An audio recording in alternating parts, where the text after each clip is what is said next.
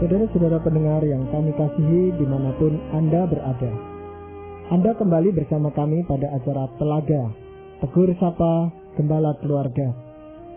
Sebuah paket perbincangan tentang masalah-masalah kehidupan berkeluarga yang dikemas oleh Lembaga Bina Keluarga Kristen. Saya Gunawan Santoso bersama Ibu Idayanti dari LBKK telah siap menemani Anda dalam sebuah perbincangan dengan Bapak Pendeta Dr. Paul Gunadi.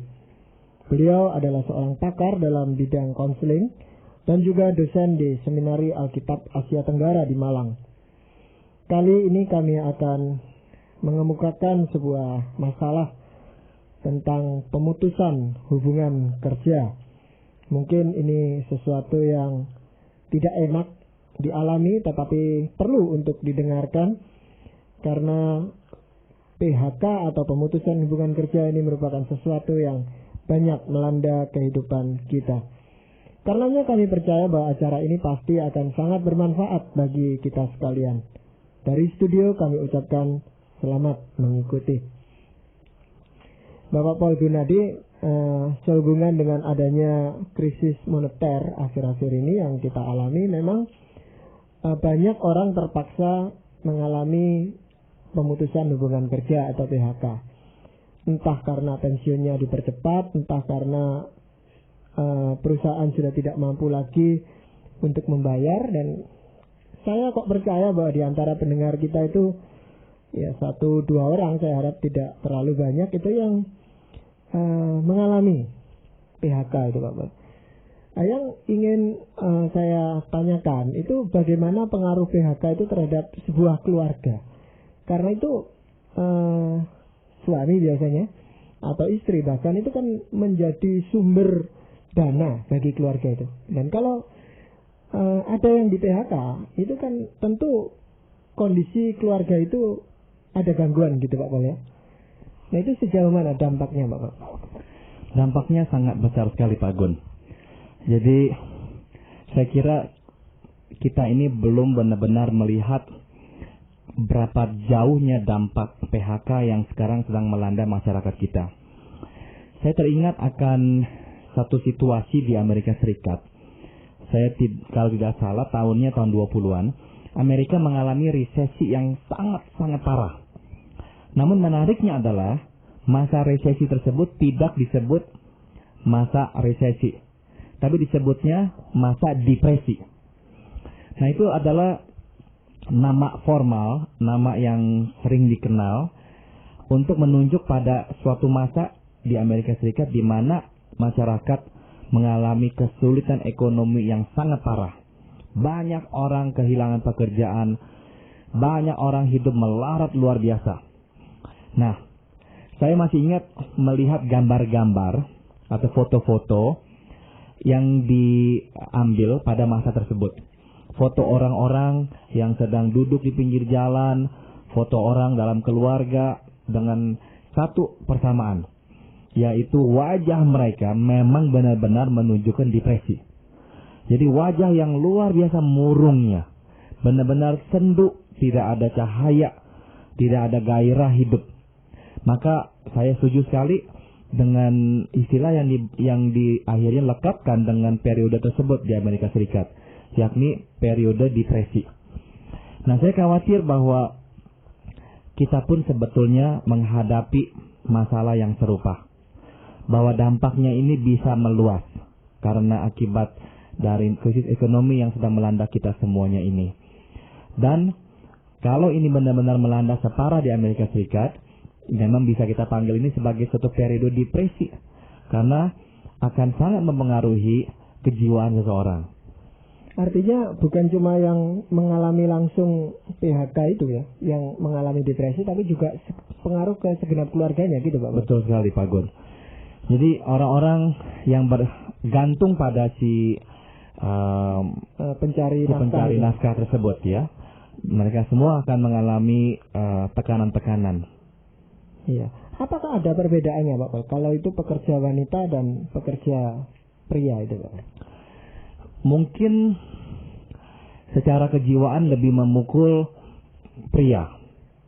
Karena seperti yang telah kita bahas pada kali yang terakhir, pria menggantungkan harga dirinya pada karirnya itu. Sewaktu dia kehilangan karir, dia kehilangan dirinya. Dia bukan saja kehilangan pekerjaan. Saya kira ini tidak sama dengan wanita. Waktu wanita kehilangan karir, dia kehilangan pekerjaan. Dia tidak kehilangan dirinya. Namun seperti kita bahas kali yang lalu, jika wanita kehilangan anaknya, kehilangan suaminya, kehilangan orang yang dikasihinya, dia akan kehilangan dirinya. Jadi saya kira dampak karir ini atau dampak PHK ini akan lebih berat dirasakan oleh para pria. Iya. Kalau begitu bagaimana Pak Paul? Seseorang itu harus mempersiapkan diri.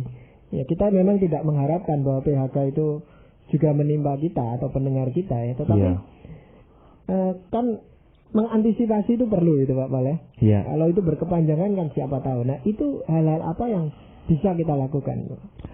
Pertama-tama kita harus memahami proses atau dampak PHK pada keluarga, Pak Gun. Yang pertama adalah waktu suami kehilangan pekerjaan, dia kehilangan jati diri, dia kehilangan dirinya. Nah, cukup umum pria-pria yang kehilangan pekerjaan juga mulai mengucilkan diri dari pergaulan sosial. Misalnya, dia biasanya rajin terlibat dalam pelayanan gerejawi misalnya. Bisa jadi dia mulai malas ke gereja. Dia mulai malas melayani di gereja. Karena apa? Karena dia merasa dia itu tidak lagi mempunyai sesuatu yang bisa dia banggakan atau tawarkan untuk masyarakat.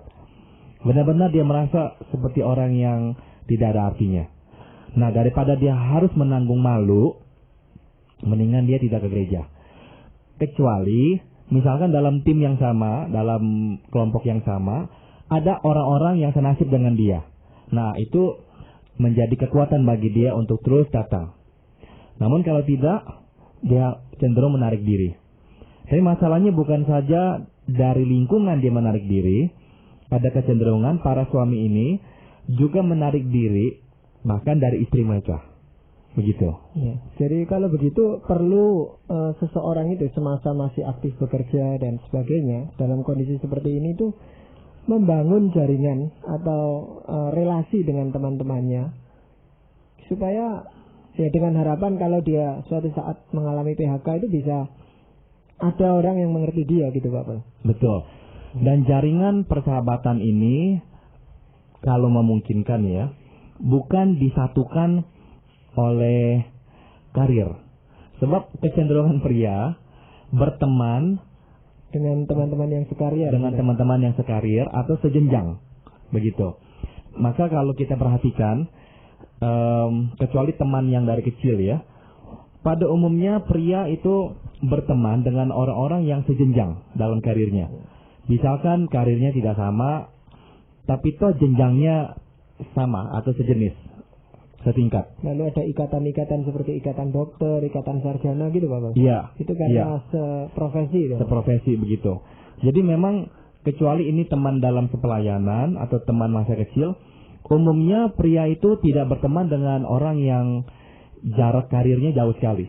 Jenjang karirnya berbeda jauh dari dia. Di atas dia atau di bawah dia. Biasanya tidak. Biasanya dengan yang selevel. Nah, jaringan yang tadi Pak Gunawan maksud, seyogianya janganlah jaringan yang seperti ini. Sebab kalau jaringannya hanya ini, jatuh satu, jatuh semua. Jatuh semua. Benar-benar tidak ada lagi pegangan dia. Iya, begitu. Nah, Pak Paul, kalau salah satu keluarga ya, misalnya seorang ayah yang di PHK, kira-kira dukungan moral atau sikap apa yang harus diperbuat oleh seorang istri untuk mendukung supaya dia tidak terlalu frustrasi? Apakah si istri itu mungkin mencari pekerjaan atau menanggulangi ekonomi itu dengan dia yang bekerja atau bagaimana Pak Paul? Oke. Kita memang harus menyadari bahwa pada masa PHK, apalagi kalau berkepanjangan, pria bisa lebih labil secara emosional. Jadi mudah marah, mudah tersinggung, tidak panjang sabar. Nah, di sini memang dituntut pengertian yang sangat tinggi dari para istri. Saya bukannya menindakbobokkan pria dan mengatakan ya pria itu harus dimaklumi terus-menerus, bukan ya. Pria pun harus sadar dia tidak boleh bersukacita dalam kelemahannya. Dia harus juga belajar untuk sabar, jangan sampai terlalu mudah tersinggung dan sebagainya. Namun ya pada saat ini ada baiknya istri menjauhkan diri dari hal-hal yang berbau tuntutan. Tuntutan benar-benar sangat dipandang negatif oleh para suami pada masa-masa PHK ini. Sebab tuntutan mengingatkan dia, si suami, akan ketidakmampuannya memenuhi tuntutan tersebut. Jadi, sewaktu si istri mengeluarkan kata-kata yang dapat ditafsir menuntut dia untuk menghasilkan uang lagi, itu bisa benar-benar memicu kemarahannya atau membuat dia tersinggung dan sebagainya. Jadi yang saya anjurkan adalah untuk si istri misalnya mendekati si suami dari kacamata, mari kita bersama-sama membangun kembali rumah tangga ini. Mari kita bersama-sama memikirkan apa yang kita berdua bisa lakukan. Nah, jadi bukannya ya, saya mau begini, saya mau begitu, saya mau kerja, saya mau begitu, supaya rumah tangga ini bisa ada makanan lagi dan sebagainya. Itu juga harus dihindarkan. Karena sewaktu si istri mulai mengatakan kata-kata seperti itu, saya akan bekerja, saya akan ini, itu membuat si suami makin terpojok dan makin kelihatan lemah. Jadi dia akan merasa, iya memang sekarang saya tidak lagi berfungsi sebagai suami, malah istri saya harus bekerja dan sebagainya. Nah, jadi mendingan ya jangan berkata seperti itu. Jadi gunakan kata-kata kita bersama-sama. Mari kita bersama bangun lagi. Mari kita bersama pikirkan apa yang bisa kita berdua lakukan ya. Yuk kita berdua berdoa yuk dan sebagainya. Jadi kebersamaan itu saya kira lebih bisa diterima oleh si suami. Iya. Mungkin peran istri juga penting itu untuk membangkitkan minat suami itu dengan melihat bahwa sebenarnya ada keahlian lain yang dimiliki oleh suami itu gitu Pak Paul ya. Ada kadang-kadang seorang pengemudi yang terpaksa harus di PHK karena perusahaannya juga bangkrut. Sebenarnya dia itu punya kemampuan untuk menjadi tukang kayu gitu. Dia punya keahlian itu. Tapi seringkali juga kenapa dia tidak mau gitu Pak Paul untuk melakukan sebagai tukang kayu. Dia berkata, selama ini saya hidup dari mengemudi. Nah itu gimana Pak Paul? Ini adalah contoh klasik dari yang kita sebut kepribadian yang kaku ya Pak Gun ya. Jadi manusia yang sehat adalah manusia yang fleksibel. Itu kata fleksibel, kata kunci sekali dalam kesehatan jiwa Pak Gun. Yang luas ini. Yang luas ya. Betul. Kalau kita ini memang mendasari siapa diri kita pada satu profesi, dan waktu profesi itu tumbang, kita pun tumbang. Jadi yang lebih dianjurkan adalah kita membentuk konsep diri kita ini dari berbagai sudut atau bidang. Nah, bagi si pengemudi tersebut mungkin saja menjadi tukang kayu adalah mungkin ya profesi yang lebih rendah dari mengemudi bagi dia, mungkin saja. Tapi juga yang seringnya terjadi adalah kehilangan kepercayaan diri. Ini yang seringkali menohok yang paling berat. Sewaktu seorang pria kehilangan pekerjaannya, dia kehilangan kepercayaan dirinya. Sehingga waktu didorong untuk mencoba karir yang baru, semangat juangnya sudah habis. Karena sudah kehilangan kepercayaan diri. Takut dia akan mengalami peristiwa yang sama. Sebab peristiwa PHK itu peristiwa yang berat sekali menampar dirinya. Dan dia takut kalau dia mengulang, apalagi memulai karir yang baru, yang belum dia begitu pahami, terus dia mengalami kegagalan, akibatnya dia harus lagi menanggung rasa malu yang besar. Begitu. Dalam menghadapi keadaan seperti itu Pak Paul, apakah bisa kalau memang seorang istri itu membekali atau mencari teman untuk bisa menasihatkan kepada suaminya? Boleh saja, asalkan memang teman itu teman yang bisa diterima oleh si suami ya. Namun sebetulnya peran istri di sinilah yang paling penting sesungguhnya. Tadi saya sudah singgung bahwa kita harus menyadari prosesnya, dampak PHK itu pada keluarga melalui PHK pada si suami ini. Tadi saya singgung bahwa si suami itu cenderung mengisolasi diri. Nah, waktu dia mengisolasi diri karena kehilangan dirinya itu, dia juga akhirnya menjauhkan diri dari istrinya. Dia menjadi orang yang tertutup. Ada kecenderungan suami-suami ini justru makin tidak mau cerita. Karena apa? Karena ini hal yang sulit sekali bagi dia untuk dibagikan dengan orang lain. Sebab hal yang sangat memukul dia, membuat dia merasa kehilangan dirinya, kehilangan siapa dirinya. Jadi untuk dia bisa ceritakan dengan istrinya pun tidaklah begitu mudah. Sehingga ada kalanya si istri panik.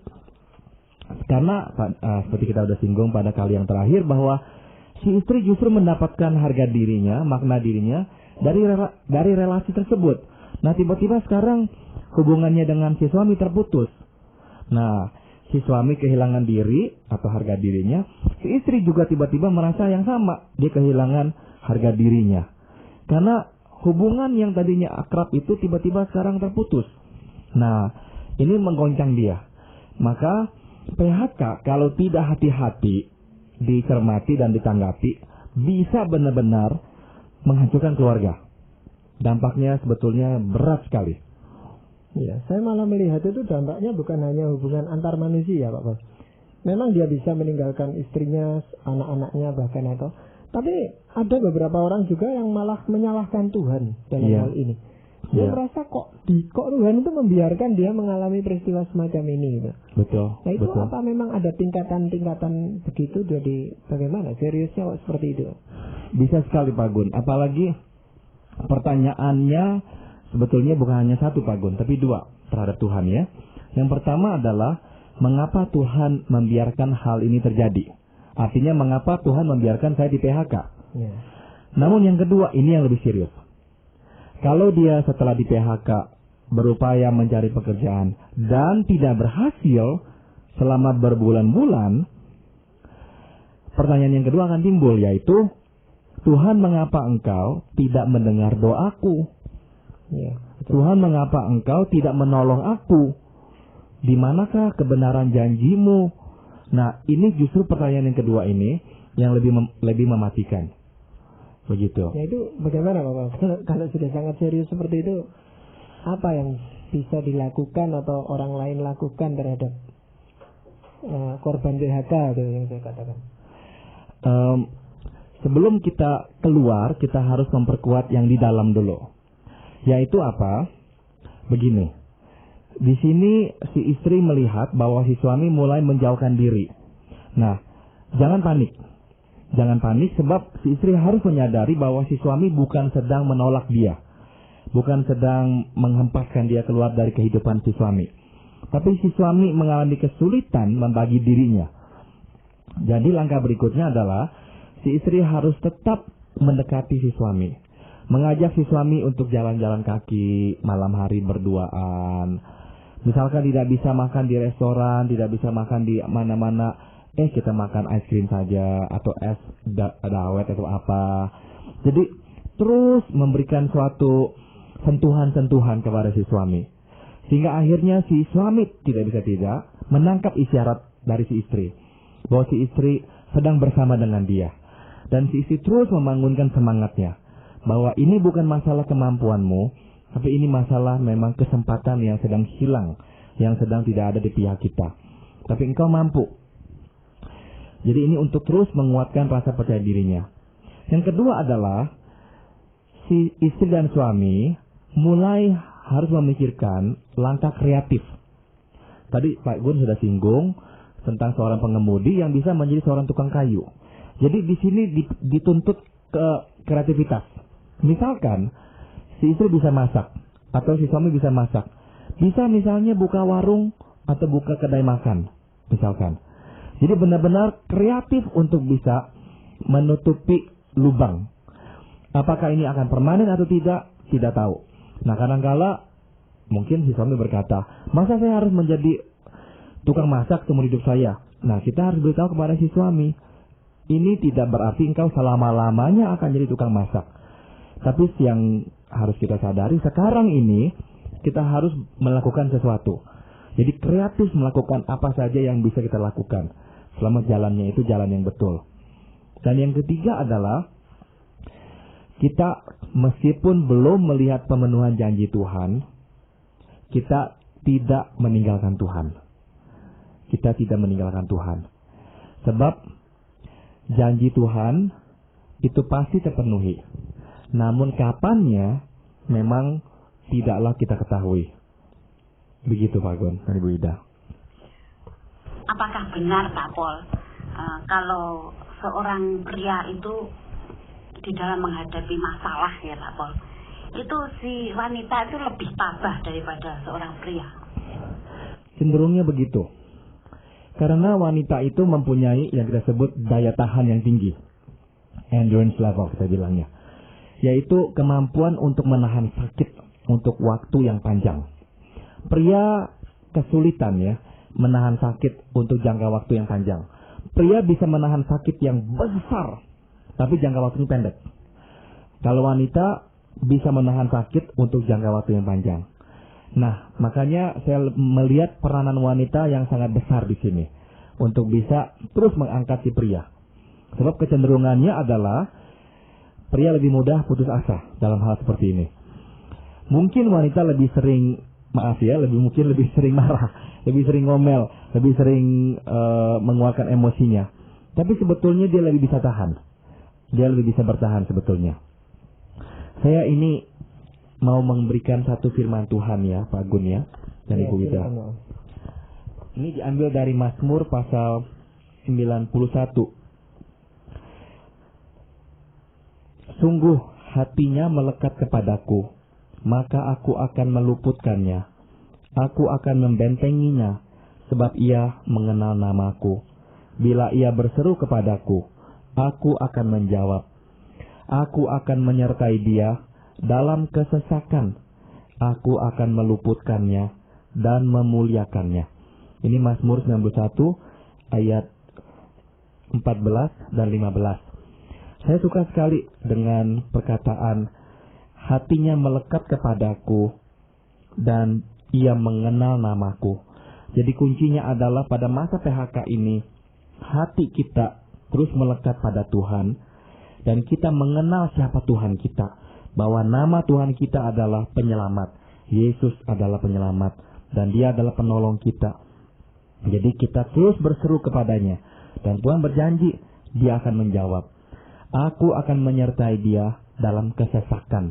Orang yang depresi, orang yang tertekan, seolah-olah dadanya sesak. Jadi memang firman Tuhan menggunakan istilah yang sangat grafik sekali di sini. Tapi Tuhan berkata, dia akan menyertai kita dalam kesesakan. Dan dia akan meluputkan kita dan memuliakan kita. Jadi tugas kita terus lekat dengan hati Tuhan. Terus cari kerajaan surga dan kebenarannya. Seperti janjinya, maka dia akan menambahkan. Saya punya teman yang selama lebih dari setahun di PHK. Ini di Amerika Serikat, waktu Amerika mengalami resesi yang berat beberapa tahun yang lalu. Istrinya bekerja sebagai suster. Malam hari sampai pagi hari. Anaknya ada 5. Luar biasa beratnya tanggungan mereka. Si suami benar-benar susah sekali. Tapi mereka terus berdoa dan mereka terus bertahan di dalam Tuhan. Dan si suami fleksibel, luas, kreatif. Dia seorang insinyur, tidak ada pekerjaan lagi sebagai seorang insinyur. Akhirnya dia membuka suatu usaha baru, yaitu mencetak buku telepon atau directory book ya untuk kalangan Kristen di kotanya. Dan akhirnya Tuhan memberkati usahanya itu sehingga dia bisa bangkit kembali. Jadi memang diperlukan sekali ketabahan dan diperlukan sekali kerelaan untuk mencoba yang baru dan yang lainnya. Begitu. Ya memang janji Tuhan ya Pak Pol, di dalam kita mengalami kesesakan, di dalam menghadapi masalah. Kalau kita dekat dengan Tuhan, Tuhan akan memberikan kekuatan dan akan memberikan jalan keluar ya Pak Pol ya. Betul sekali Bu Ida. Itulah tumpuan kita satu-satunya. Ya, jadi memang kita bersyukur bahwa kita diselamatkan oleh Tuhan, bukan hanya jiwa kita nanti kalau kita sudah meninggal, tetapi saya percaya bahwa di dunia ini pun Tuhan memeliharakan kita sebagaimana janjinya. Iya. Jadi demikianlah tadi para pendengar sekalian telah kami persembahkan ke hadapan Anda sebuah perbincangan seputar tentang pemutusan hubungan kerja. Walaupun kita tidak mengharapkan, tetapi perbincangan ini mengajak kita untuk coba mempersiapkan diri kalau hal itu menimpa kehidupan kita. Tadi kita sudah berbincang-bincang dengan Bapak Pendeta Dr. Paul Gunadi dalam acara Telaga, Tegur Sapa Gembala Keluarga. Dan demikianlah telah kami persembahkan ke hadapan Anda sekalian sebuah perbincangan seputar kehidupan keluarga masa kini bersama Bapak Dr. Paul Gunadi. Apabila Anda berminat untuk melanjutkan acara Tegur Sapa ini, kami persilahkan Anda menghubungi kami melalui surat. Alamatkan surat Anda ke Lembaga Bina Keluarga Kristen, Jalan Cimanuk, nomor 58, Malang.